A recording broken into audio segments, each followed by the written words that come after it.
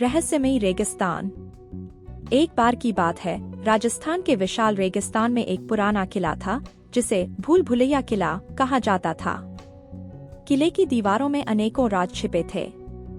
कहते हैं इस किले में छिपे खजाने की खोज में आए खोजकर्ता कभी वापस नहीं लौटे। राजू, एक युवा और साहसी खोजकर्ता, इस किले के रहस्यों का पता लगाने के लिए निकल पड़ा। उसके पास एक पुराना नक्शा था जिसे उसने अपने दादाजी से प्राप्त किया था। नक्शे पर एक सुराग लिखा था, जहां शेर की आंख तुम्हें देखेगी वहां खजाना तुम्हें मिलेगा। राजू ने किले के प्रवेश द्वार पर कदम रखा और तभी एक रेतीली आंधी उठी।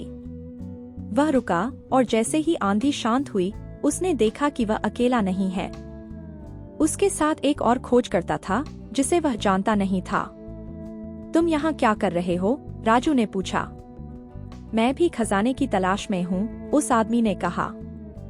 दोनों ने मिलकर खोज शुरू की। उन्होंने एक पुरानी गली में प्रवेश किया जहां शेर की एक विशाल मूर्ति थी। जैसे ही राजू ने मूर्ति की आंखों में देखा, मूर्ति का मुंह खुला और एक गुप्त दरवाजा प्रकट हुआ।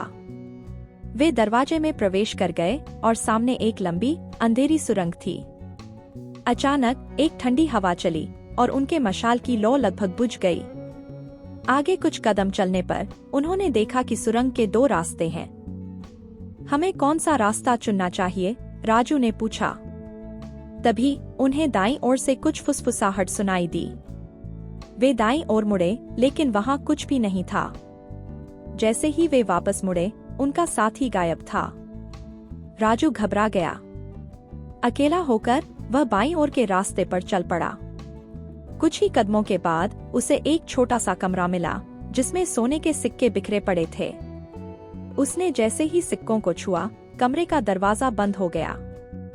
राजू ने देखा, कमरे में एक और दरवाजा था जिस पर लिखा था, सच्चाई की राह पर चलो, रहस्य सुलझाओ। उसने उस दरवाजे को खोला और उसका गुमशुदा साथी वहां खड़ा था।